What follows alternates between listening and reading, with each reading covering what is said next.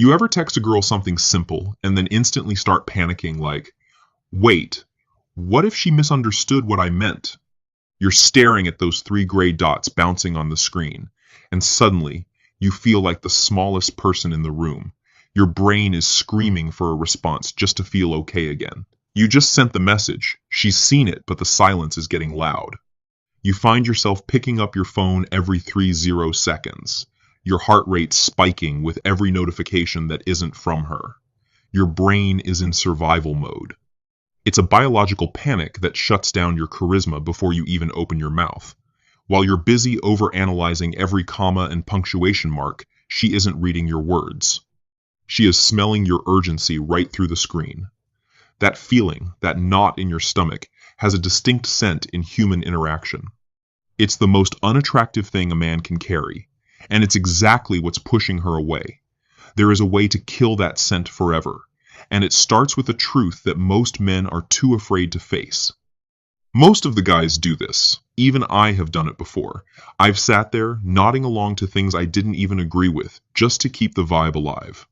We do it because we're trained by society to solve every problem by working harder. But in the world of human dynamics, working harder looks exactly like starving. Imagine the guy who smiles too much, talks too fast, and agrees with every single word she says just to score points. He thinks he's being the perfect gentleman, but her social intuition is picking up on the strain. She feels a subtle sense of suffocation. She wants to leave because your forced effort feels like an invisible demand for her approval. And pressure never wins.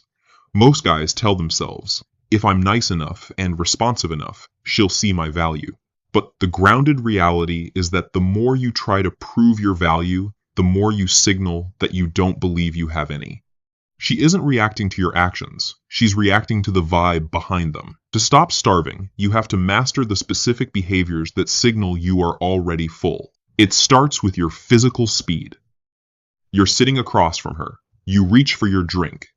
A nervous man does this with a sudden, jerky movement, acting as if he's afraid the glass will disappear. But you move at half speed. This isn't a trick. This signals that your nervous system isn't under threat. You look like a man who owns the room, not a guest who's afraid to break something.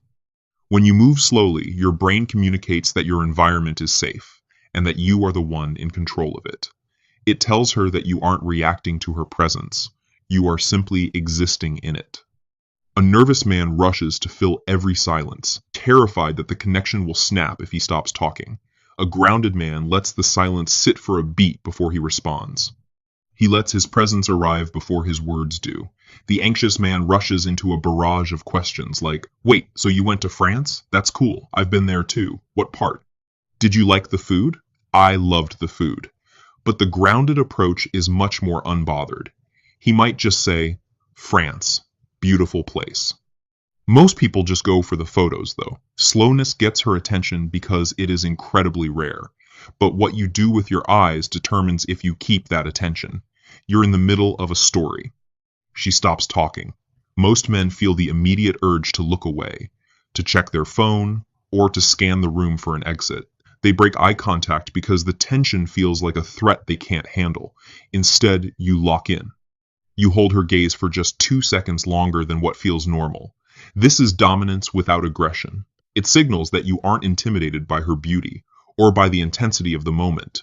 You stay locked in without flinching, which triggers a deep, subconscious response in her brain. She begins to replay that moment because most men simply cannot hold it. While the anxious man looks at his phone the second she stops talking to avoid the tension, the grounded man maintains eye contact, smiles slightly, and waits. Holding a gaze is power, but having the spine to disagree is what builds real respect. Imagine she tells you she thinks a movie you love is overrated. Your instinct might be to nod, to change your mind, or to say, yeah, I guess you're right, just to keep things smooth. But you don't fold. You look her in the eye and say, I completely disagree, and you keep that smile on your face. This creates cognitive friction. It signals that you have a spine and that your approval isn't for sale. Most guys think disagreement creates conflict, but as long as you stay calm and grounded, friction makes you memorable. It separates you from the 90% of men who are constantly trying to win her approval by being agreeable. The man seeking approval says, "Oh, you didn't like it?" "Yeah, I mean, some parts were slow. I see your point." The grounded man simply states, "I couldn't disagree more." That ending was a masterpiece. Now, we reach the most critical part. The point where most men fail because they cannot handle the void. The date is going perfectly. You're both laughing. Your hunger is screaming at you to stay, to order another drink, to stretch the night out as long as possible. You're afraid that if you leave now, the magic will disappear. But the grounded man knows when he is full. He looks at his watch and says, "I've got to run," while the vibe is still at its peak. This triggers the Zeigarnik Effect. The human brain is obsessed with things that are left unfinished. By leaving first, you leave her in a state of incompletion. She spends the rest of her night replaying the conversation, trying to finish the story you cut short. This is where you kill the scent of hunger.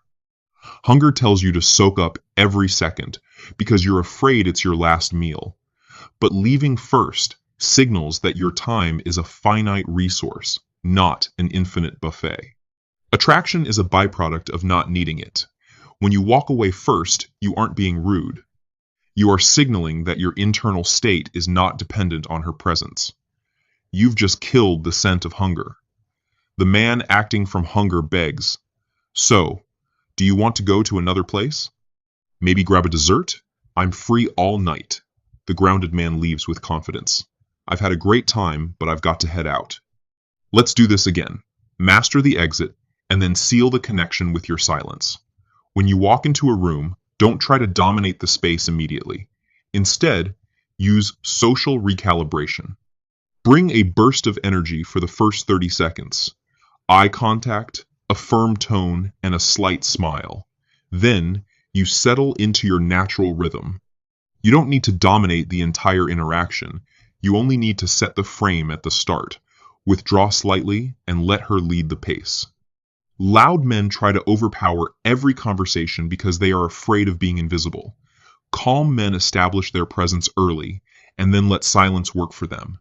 This selective energy makes your presence feel more valuable because it isn't constantly being forced. You see it everywhere. The anxious man talking constantly and laughing at everything, trying to be the life of the party. Compare that to the grounded man who offers a strong greeting and intentional eye contact, then simply sits back and listens.